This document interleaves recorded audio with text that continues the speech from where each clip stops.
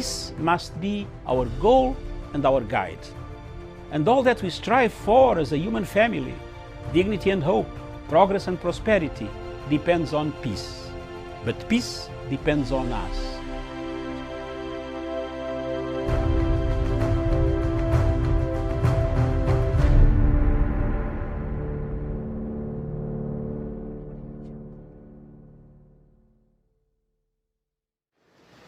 Humanity is at risk and stands at hazardous crossroads.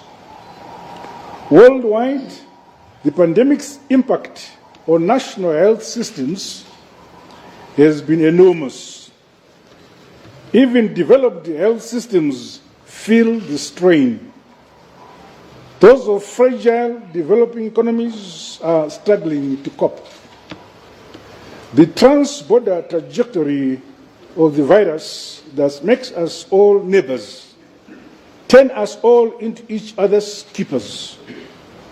Above all, it recommends global partnerships across all the divides that may have set us apart. We now have to join hands against this global threat while acting in unison within our immediate national neighborhoods. Impact on national economies, on international relations, and on trade has been severe and continue to escalate daily. In our case, we have seen key bilateral projects in many sectors, notably in transport and infrastructures, either being slowed down or coming to a complete halt. Travel and tourism has taken a knock from a curtailed human movements. In our case, on the back of 2 successive droughts. While we have no recorded cases as yet, the economic impact of the pandemic is already being felt, threatening our Vision 2030. The key challenge we all face is balancing effective measures that are necessary and have to be taken against the need to ensure our societies and economies continue to function optimally for common collective good. Dear citizens, the pandemic has reached our region and we now have to escalate our national response. Above all, we must readjust our lives and behaviors, including foregoing certain fixtures, activities and practices we had grown accustomed to in order to keep the pandemic at bay. This holds true at all levels, at personal, community and national level. Government has decided that the coronavirus pandemic be declared a national disaster. This allows government to mobilize resources and take necessary measures in dealing with the pandemic. With immediate effect and for a unified and coordinated effort, I have directed that our national disaster management machinery extend its mandate and focus to dealing with the pandemic, with the Ministry of Health and Child Care as the lead agency. Weekly reports will have to be made to Cabinet. As already announced, government has curtailed unnecessary travel outside the country, especially to destinations in countries affected by the virus. That position remains in force. Travelers from high-risk countries are encouraged to postpone their travel arrangements to Zimbabwe for the next 30 days, starting from 20th of March 2020. Equally, Zimbabweans are discouraged from traveling to, through, and from high-risk countries during the same period. Non-essential travel must be avoided or discouraged by all of us. While all our major entry points into the country will remain operational, screening, testing, and other World Health Organization recommended measures will be enforced vigorously. To reduce the likelihood of infections and the spread of the coronavirus, government has now put all hospitals and health facilities on high alert for COVID-19 kits and other accessories for screening. Government has decided to postpone, curtail, or cancel public events, gatherings, and activities. In that respect, government has postponed the Zimbabwe International Trade Fair, ZITF. All national independence celebrations previously planned and the pending international sporting fixtures until the threat of coronavirus recedes. All these activities will resume as soon as we are satisfied that our nation is no longer at risk. Gatherings of more than 100 people, including those for purposes of worship and weddings, stand suspended for the next 60 days, after which the suspension will be reviewed. I'm joining the World Health Organization's Safe Hands Challenge. Hand washing is one of the most effective ways of preventing the spread of coronavirus.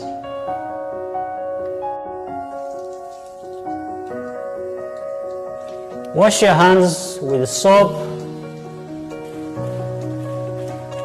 and water for at least 40 to 60 seconds.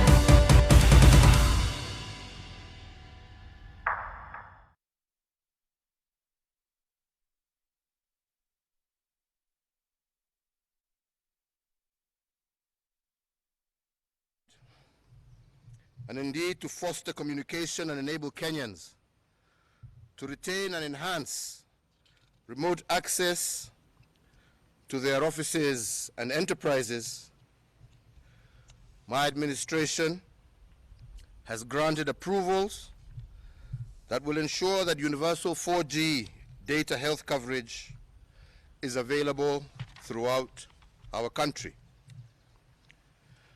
I am pleased to announce that the Kenya Civil Aviation Authority has signed an agreement with Google Loon in order to allow Loon balloons to fly over Kenyan airspace. These balloons, which will hover well above our commercial airspace, will carry 4G base stations and have the capacity to provide wider signal coverage. This intervention will enable Kenya to retain her competitive advantage in ICT and innovation in the midst of the current crisis, while at the same time laying foundations for greater expansion once the current health challenge is contained. The development will also enable Telkom Kenya and Google Loon to start the commercial rollout of a 4G data network in our country.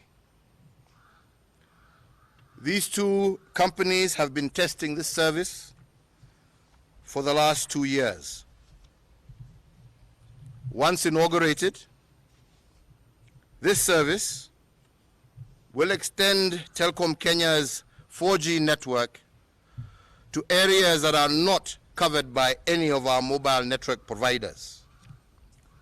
Therefore, all Kenyans, wherever they are in our country, will enjoy access to high-speed and affordable internet services.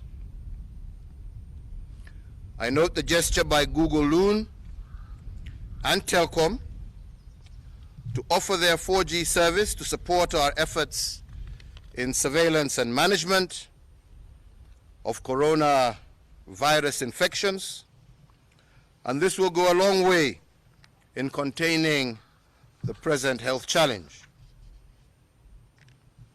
Indeed, access to these services will keep Kenyans connected to emergency services and to their loved ones, whether isolated or in quarantine, or whether working from home or their usual workplaces.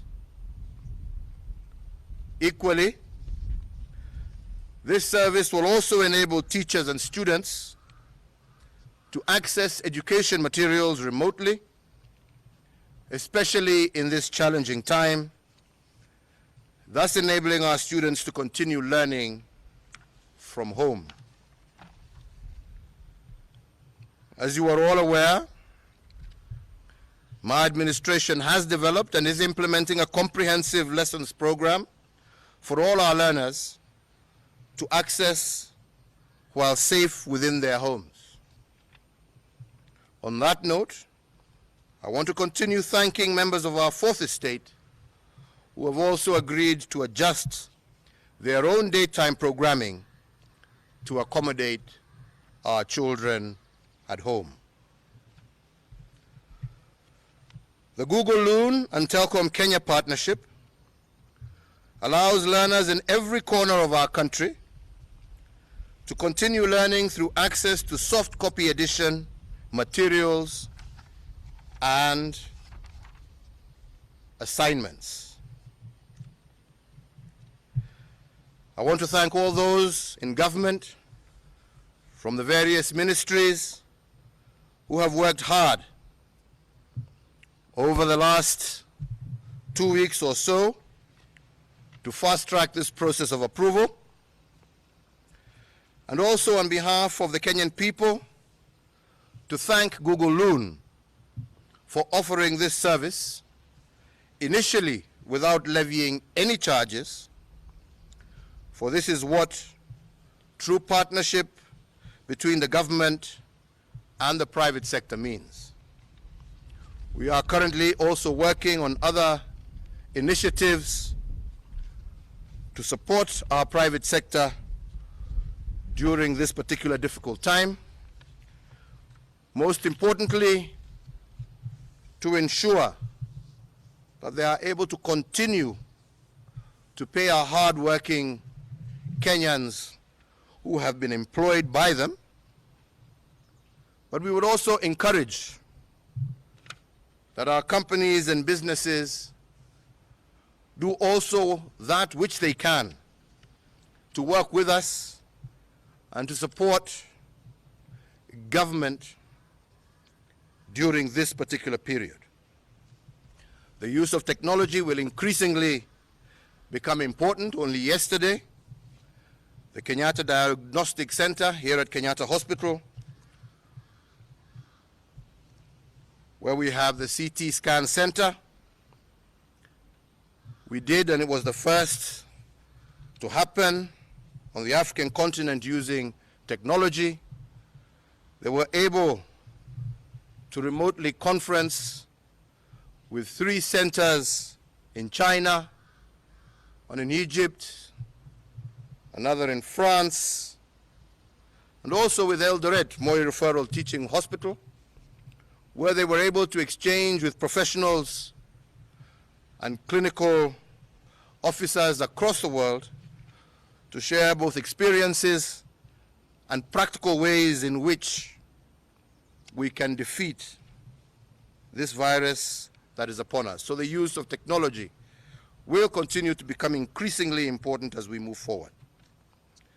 More updates on the state or our current state of the virus will be given later by the Ministry of Health in their regular daily briefings.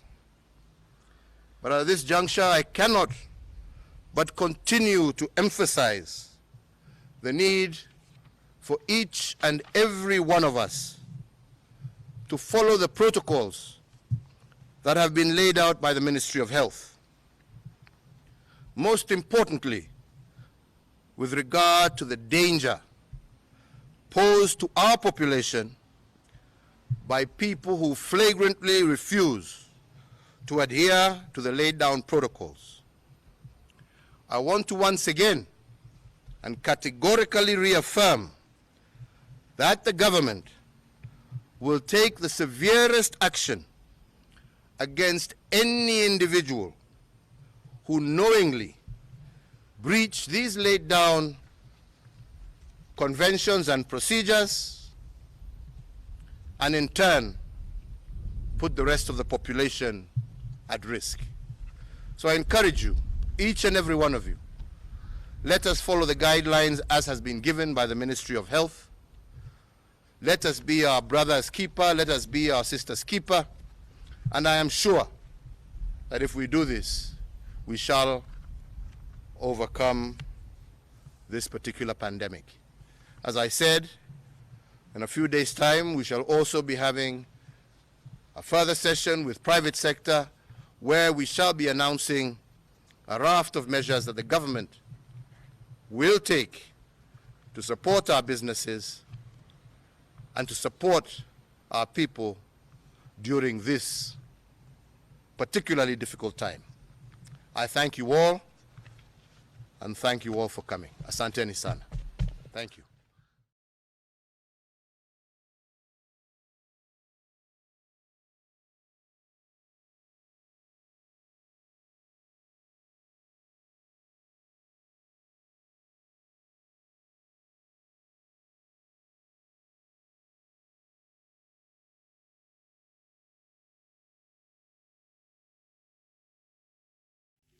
Good afternoon, viewers. Welcome to Punchline Africa Television from Nairobi and from the political command center of Punchline Africa Television. Viewers, wherever you are, this is a show of diplomatic leaks.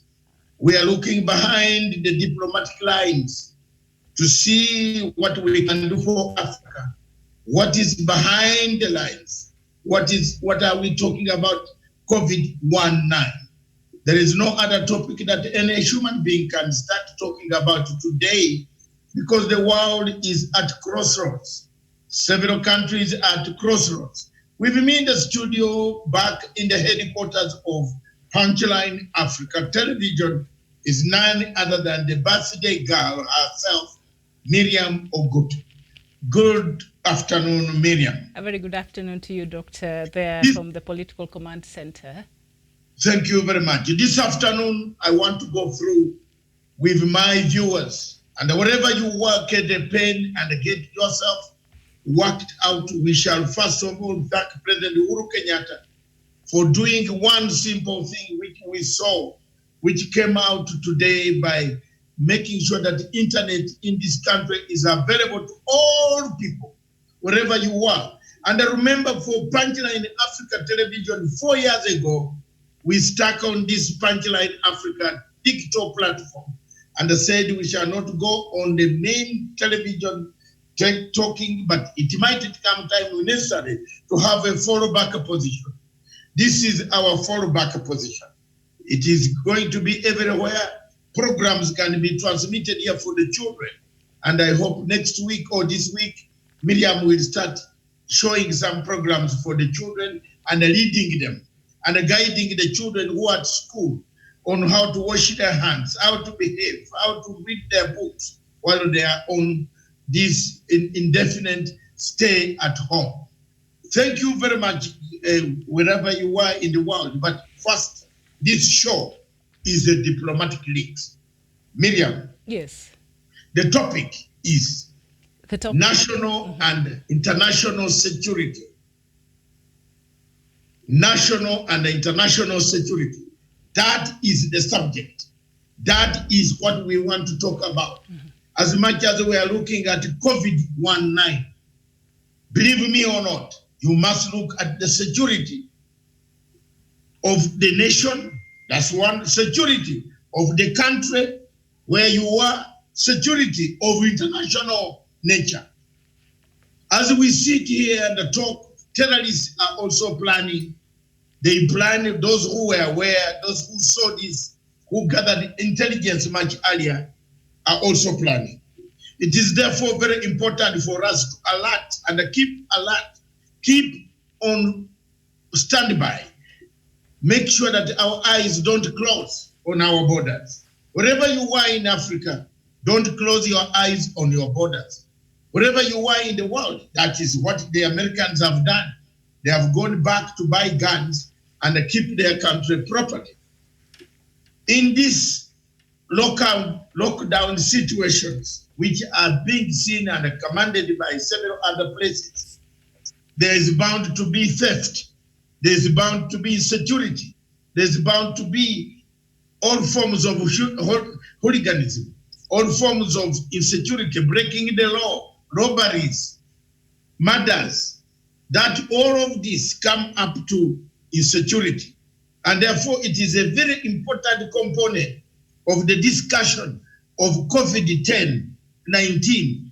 If you will not, you will miss it if you don't discuss the security aspect of the implications, the impact of this disease on our security agencies, the stretching of the security agencies. You have seen what is happening in Italy. The army has been called on. You have seen what has happened in Ghana.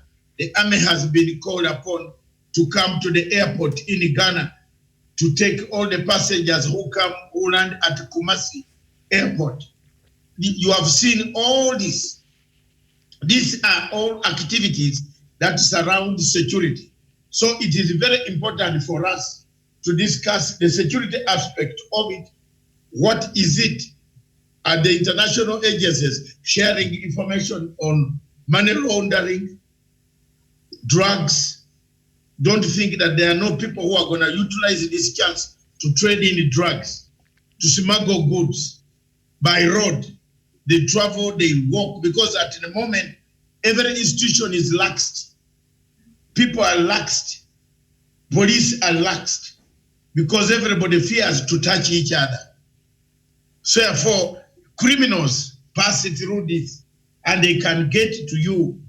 You lock your house, you are in your house. You must be secure. Are you secure where you are? Are you seeing something which is unusual? Because people who tend to do harm look for ugly situations to make them ugly, to go back and kill people, to surrender your dignity. Don't surrender. Yes, we are sick.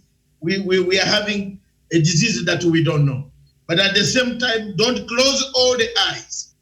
Open one eye to make sure that the security of the country, wherever you are in the world, is secure. Thank you very much. Over to Miriam now to go through with us pace by pace, inch by inch, soil by soil, what it is, what is happening, how many are the figures today, what do we have, But remember, don't forget, Miriam, to do this. Wash your hands and sanitize them. Sanitize them like this. Do it, remember, all the time.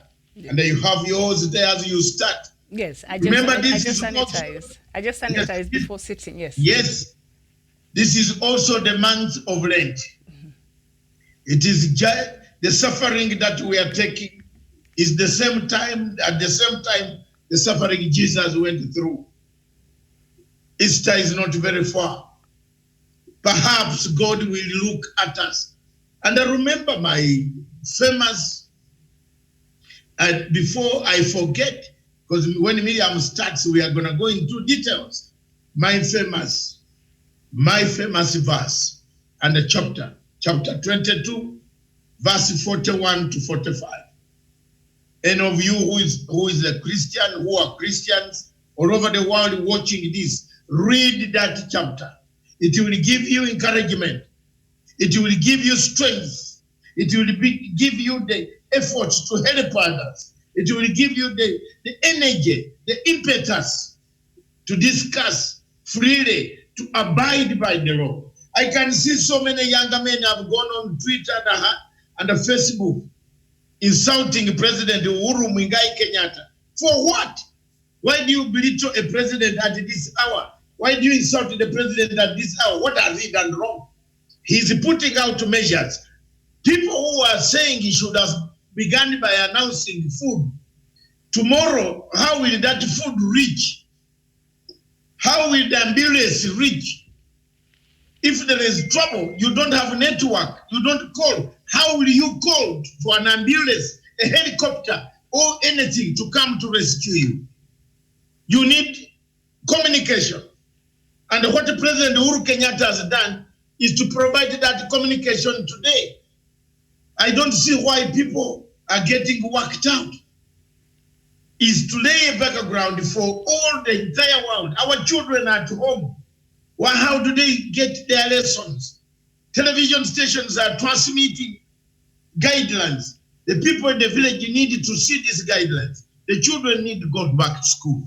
So, Kenyans, please, at times, also understand the situation as it is. Miriam, over to you. Indeed, thank you so much, Doctor, for that introduction. There you are at the Political Command Center. You've mentioned something there about even the army in Ghana being sent to the airport to ensure that everybody that is jetting into the country is taken into quarantine, because I'm sure they have anticipated a situation where some people might start refusing. So when you see the army there, you don't have any choice. So the governments are forced to use force, because even in Kenya here, we've seen the government put now laws into place, urgent ones, so that certain observation or directives, people are able to observe that, including banning all church services and mosque prayers and public events have been banned so far. So the government is forced to put in force these laws so that the people can stay safe. So when you see in a situation like Ghana, when you take the army to the airport and you take the army to other places, that means this army is was supposed to be somewhere else, perhaps protecting the country in another way, but that creates also another insecurity there in the countries that are forced to do this, to use such measures. So even as we look at this, as the global COVID-19 pandemic bears down on countries across the world, leaders are indeed scrambling to mitigate the spread and flatten the curve. To be sure, these social distancing interventions, including closing schools, eliminating mass gatherings, even shuttering small businesses, are necessary right now. Like, we cannot even have debate over this. That is absolutely necessary.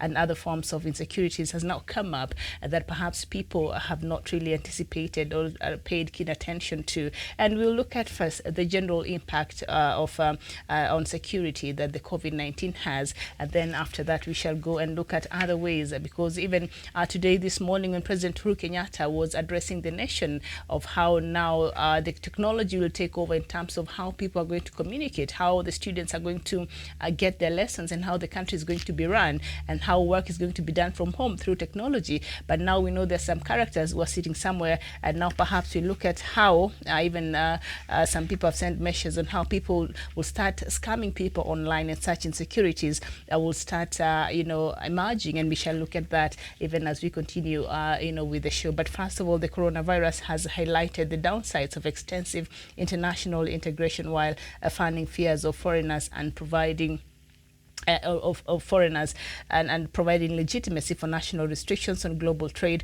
and flows of the people. So we see right now, Dr. Ali, in the morning, during the morning show, we see in a country like South Africa right now taking this a very unfortunate time to want to erect a fence against it and Zimbabwe. And Makio, Zimbabwe has not even registered any infections until yesterday, unless the new figures have come out.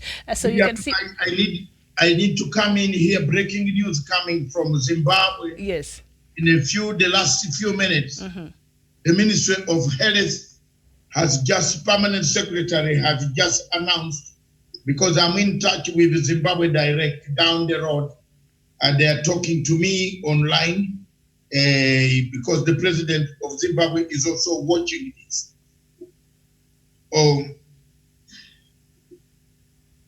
They have announced, the Ministry of Health of Zimbabwe has confirmed the passing away of one of the victims of the cases of COVID-19 in the country.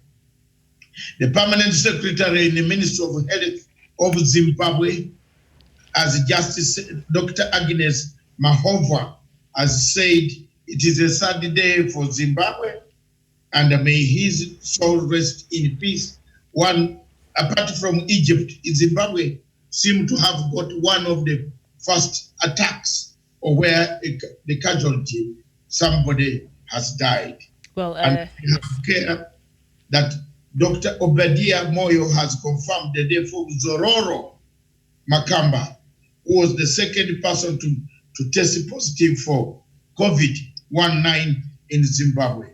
And the pictures are coming out right now from the Republic of Zimbabwe. It's a gloomy times, a bad times.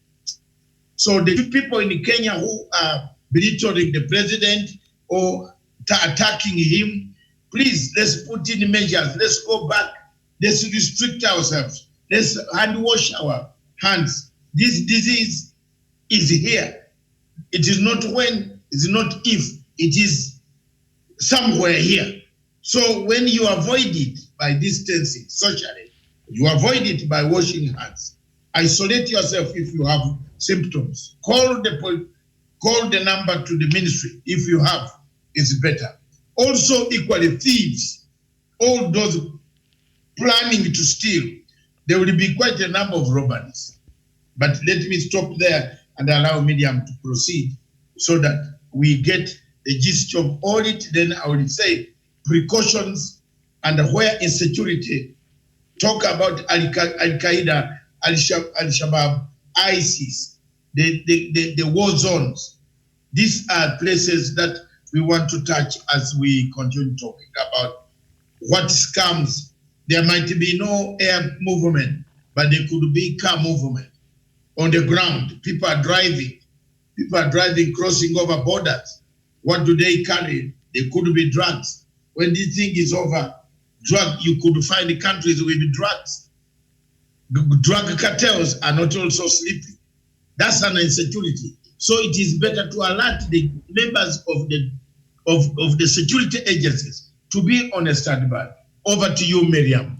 All right. Thank you so much, Doctor, for that update from Zimbabwe. Zimbabwe has just recorded its first death. Also, Nigeria recorded its first death early in the morning.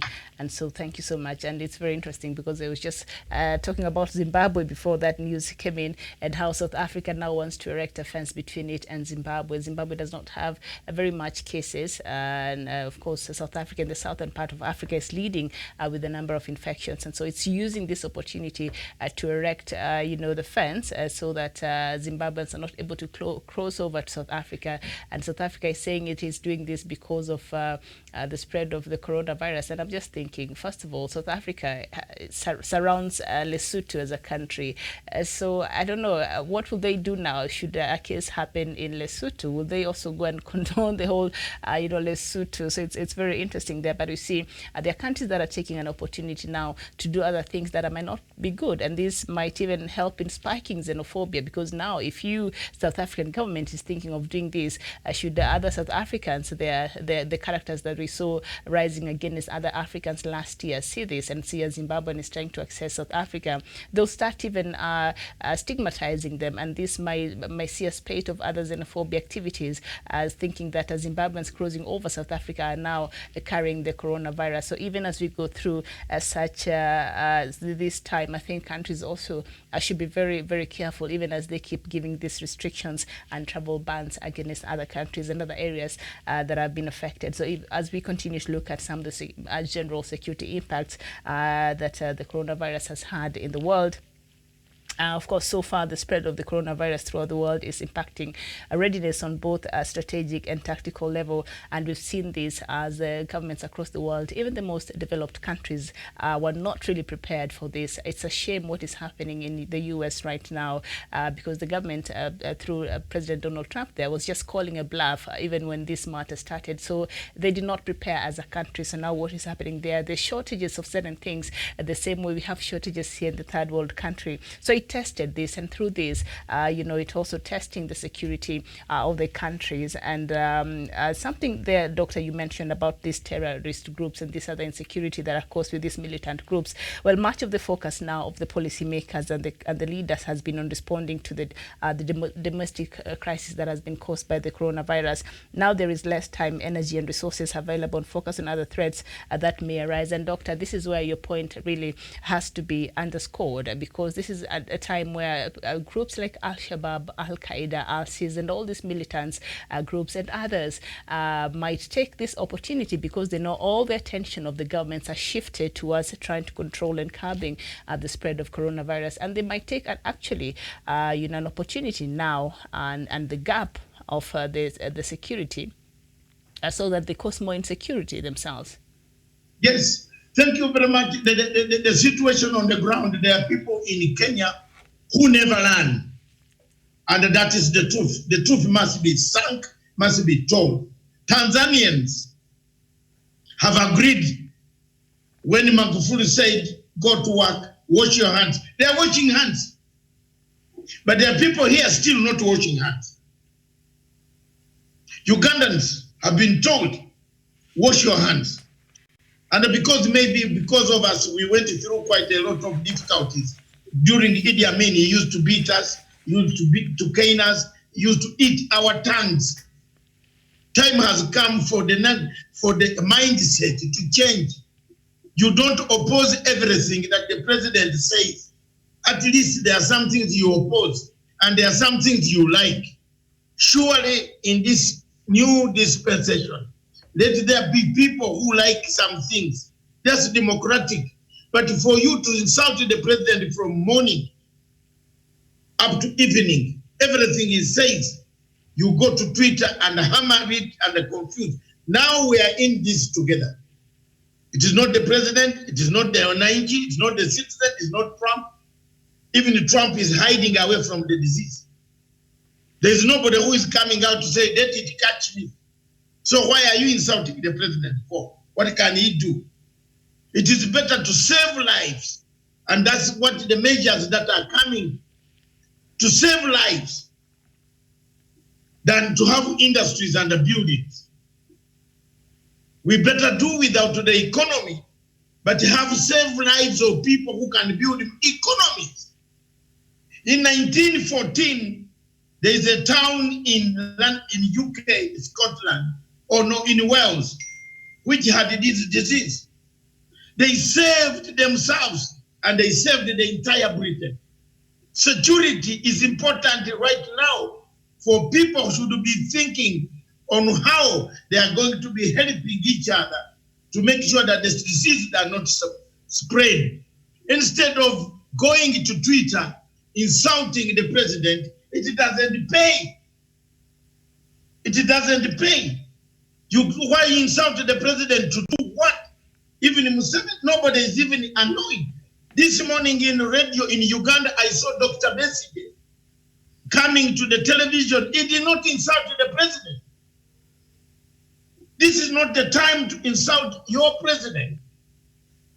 Diplomatic leaks, whatever you were behind, it is not the time to blame.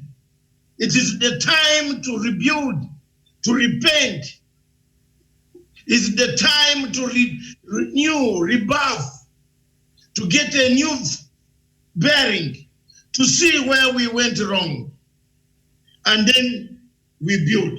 But the people are interested in belittling their head of state. They are now saying balloons are this. Balloons will help in communication. They will take communication everywhere. So you can call #791#. How will you call when you are in the village and when you have coffee? You need help from a neighbor. At least everybody in this country has got a mobile phone. At least any household in this country has a mobile phone. Because don't tell me how do you get that M-Pesa from your son in the village. There is a mobile phone sending money, even if it doesn't have a camera. It is sending money. You get it. So if there is a network above you, you will be able to communicate, to see, to keep the country secure. This program of Google will help on the borders, especially when we are sleeping security-wise on the border of Somalia. You need a telephone to call that maybe Al-Shabaab has entered and it's about to kill our people. How will you call? You will call with teeth? Let's be honest. So you need to call with airtime. You need a network. You need a service. And these balloons, Google has teamed up. It was a very good announcement. The president needed to make it to the country that we have not been left alone. The president's appearance at the State House is to show that he is not leaving it for chance. He's briefing his people, he's giving us encouragement, he's giving us the way forward. Let's give him support. Let's give each other support. Miriam, on international scene, yes, you can see the security agencies like in Afghanistan, in Iraq, in Syria, they are on alert. People have not given it a chance because ISIS could be coming back. They take this opportunity to strike back, to reoccupy the territories. That is a security issue.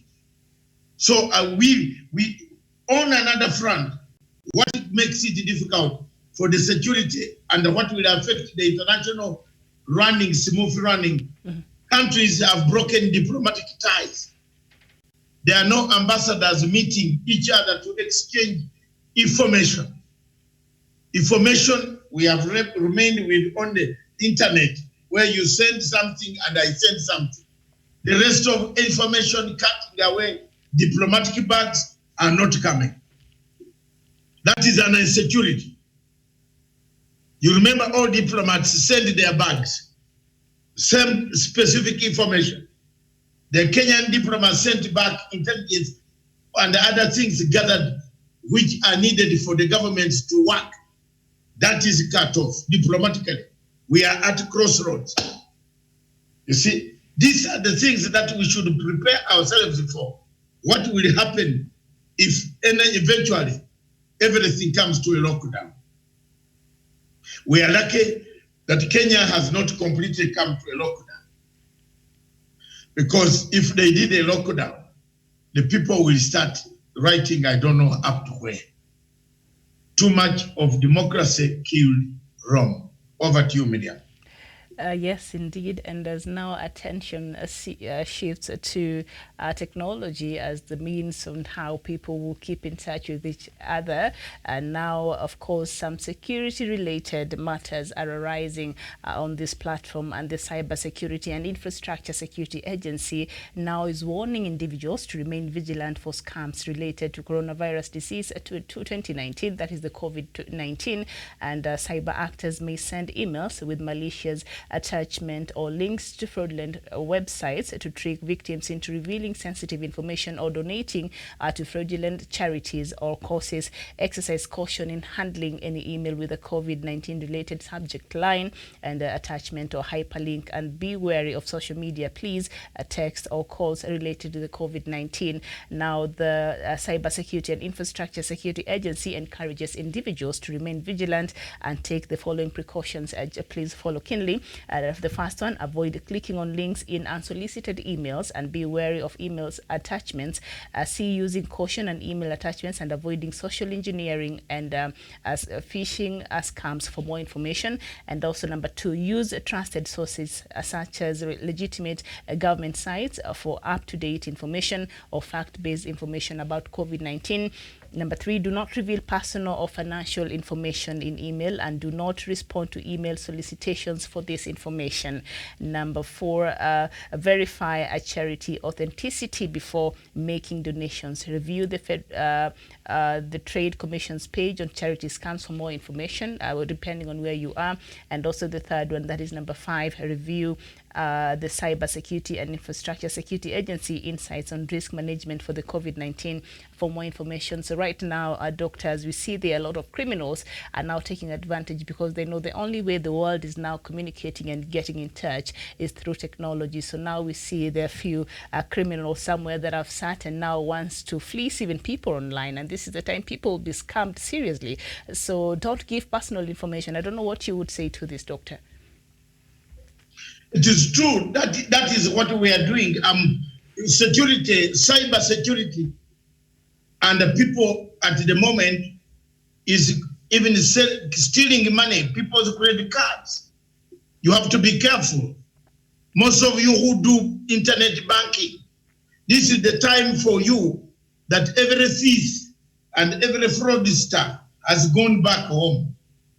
You should watch over your accounts to make sure that there is nothing very sinister that is passing on your account.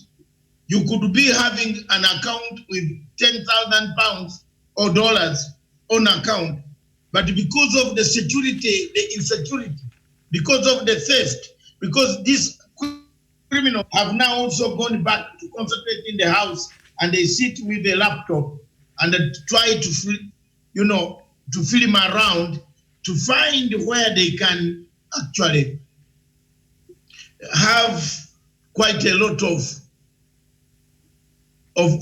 things that they can steal.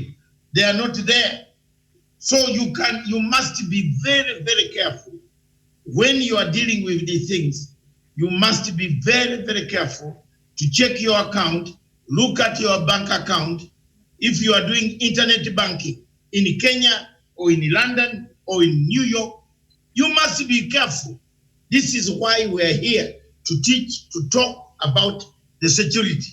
As much as we are on COVID-19, remember it is the most important thing today. But also don't close your eyes, and you find that when the thing is over, finally, you don't have any money in the bank account.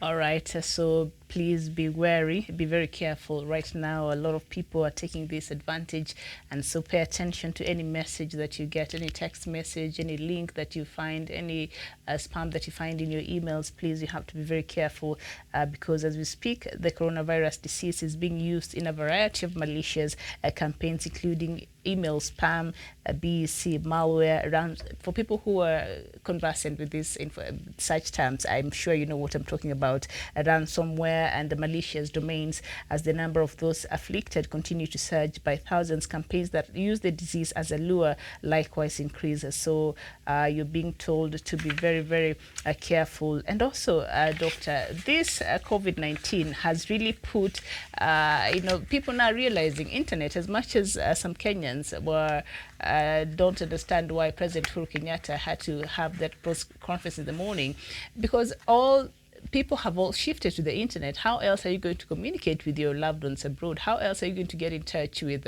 your mother or your father in the village if you can't afford a phone call? You can't afford, so it is very important. And this is a gap that the government seeks in partnership with the private sector and the telecommunications company in this country to make sure that even as we are in these moments that are very anxious, you're able to communicate with your loved ones when you feel it's really necessary. And you don't have to worry about the charges, because now they'll make them more affordable.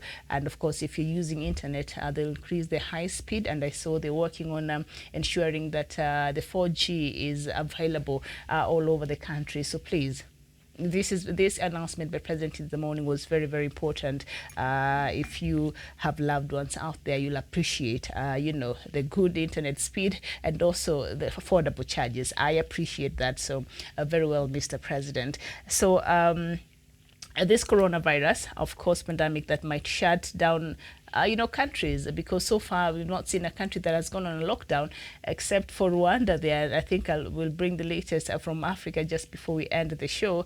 But still, regions around the world will confront IT organizations with a remote management challenge. Most of them are ill-prepared. So even as we turn to technology and we have these scammers coming in, and right now there are a lot of organizations, because we're being told, please work from home.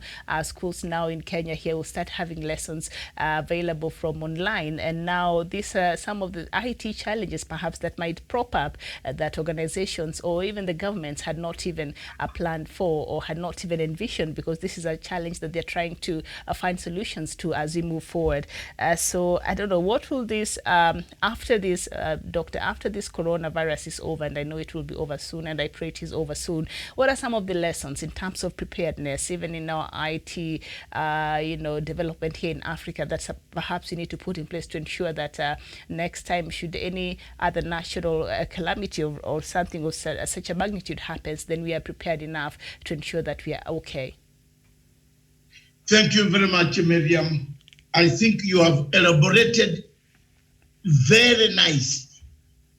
Very nicely. These are some of the things.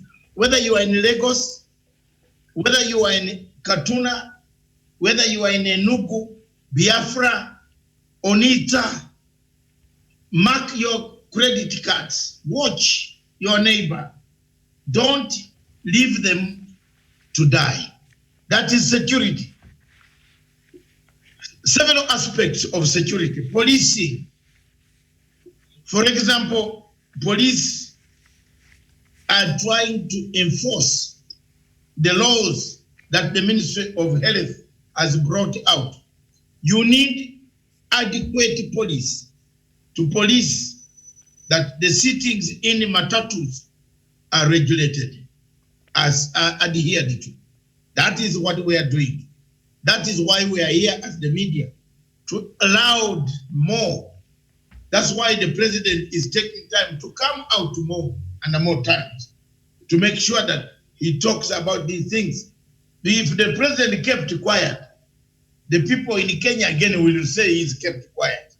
When he comes out to say, then they say, why did he say? You will see the usefulness, Miriam, believe me or not.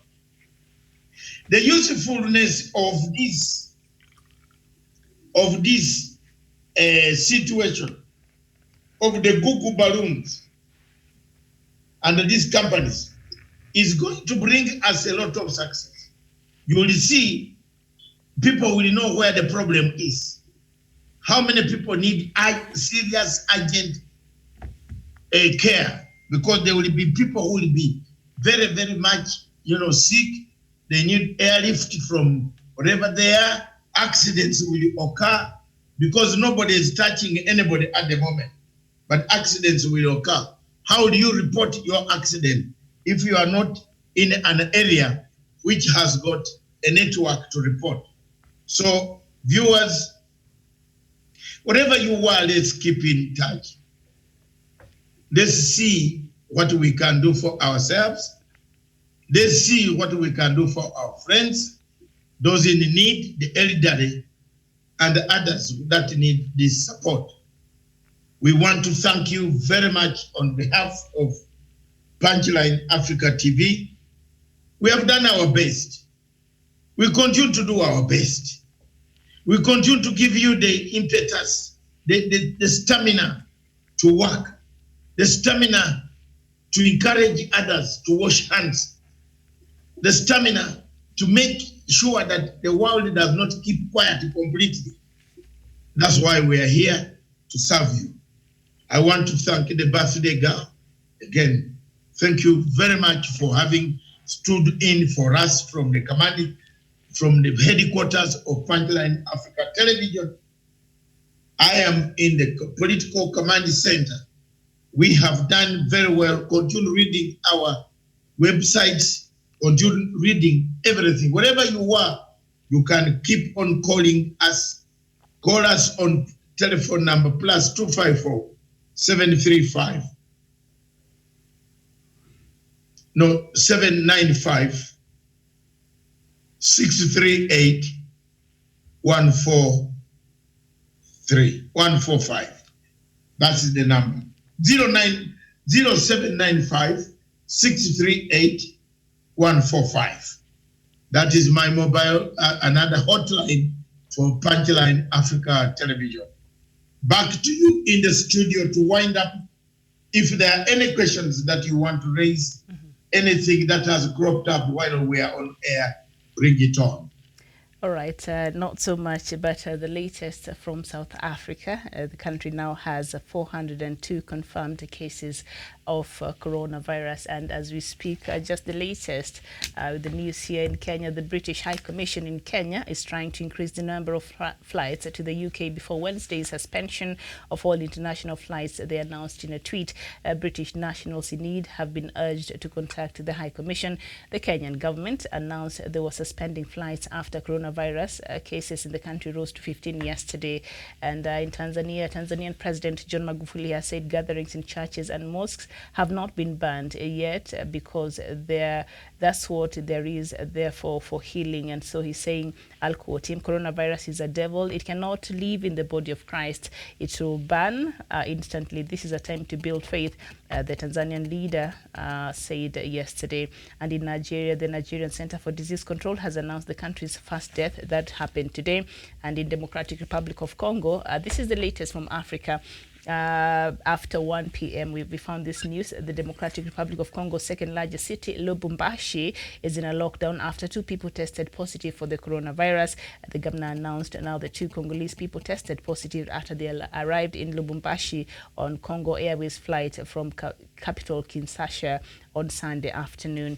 And in Rwanda, there has been mixed reactions to Rwanda's nationwide lockdown that started on Sunday, the first of its kind in the continent. Measures imposed by the government include closure of all border points, restrictions of movements outside homes, and closure of shops, markets and bars.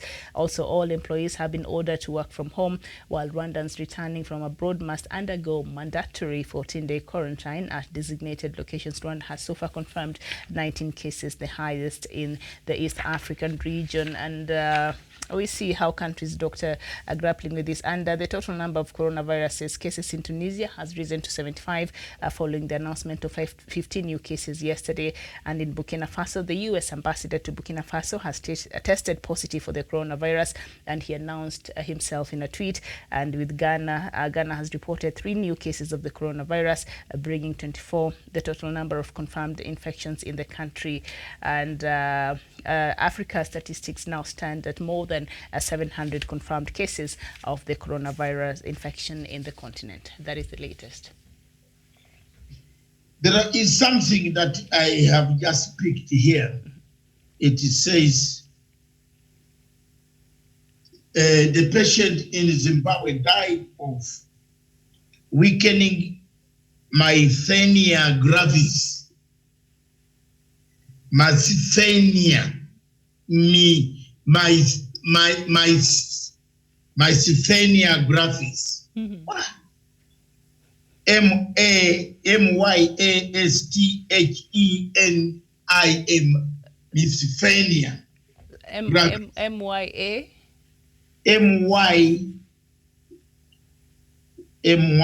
This one,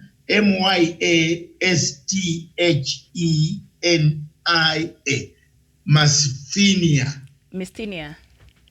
Myasthenia or Myasthenia, whatever. According to Uganda, they will say Myasthenia, but it's Myasthenia. Yes. Yes. It's the weakening of the immune system. So it's not coronavirus? No, it's part of it. Okay. If you have a weak. If you have a pre-existing condition, health condition. Yes. Okay. So, and it is weak and your immune system can't stand. Once this thing hits you, it is it. China has officially announced just a few hours ago the success of Zimbabwean serum that Dr. Andrew Mutapi presented to the Chinese Ministry of Health to treat the coronavirus, which has proven 100% China has just done that in Zimbabwe. I'm getting these reports from the Minister of Zimbabwe, who is also wanting us to allow as many things as possible. Unlike South Africa, which is closing the border, Zimbabwe is opening up to the world. Thank you very much. Thank you, all of you. Wherever you are in the world, keep on at 8 o'clock. At 8 o'clock, we have my opinion. And I think the topic, Miriam, can you bring up the topic? Yes, the topic at 8 p.m. tonight is International Coordination and Reactions of the Nations to the COVID-19. That will be at 8 p.m. East African time. 8 p.m. National and International Reactions. International Coordination and Reactions of the Nations, yes. To COVID-19. That's what we are going to discuss at 8 p.m. We want to thank everybody for those who have been keeping with us. Oro. God be with us. Remember chapter 22 in St. Luke. Luke chapter 22, verse.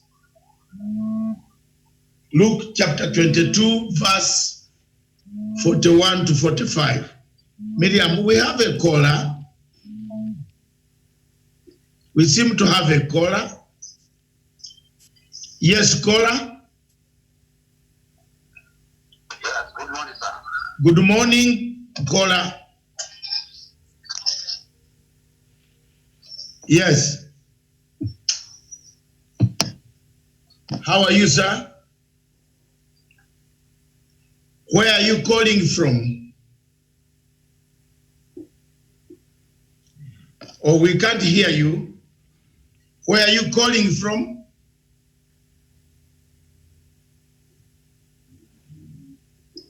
Oh.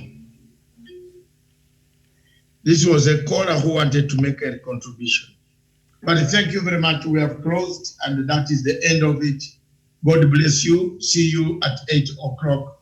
Myself, Dr. Matanga, presenting the same. Oh, he's on the line again. Yes, caller. Hello, caller. Oh my God. Can you speak up, please?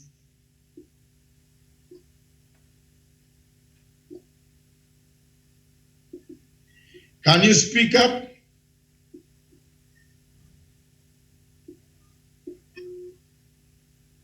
Okay, thank you very much. Miriam,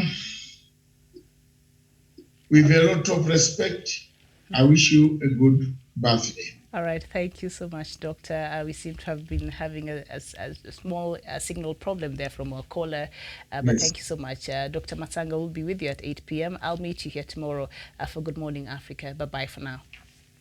Bye.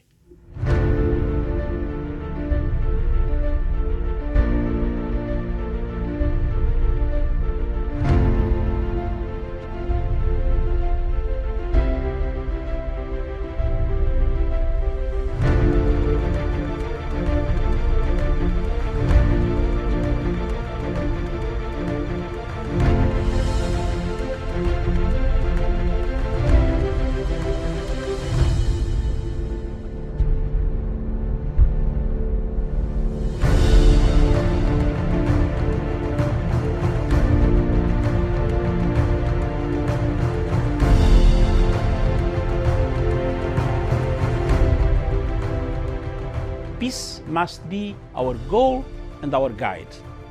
And all that we strive for as a human family, dignity and hope, progress and prosperity, depends on peace.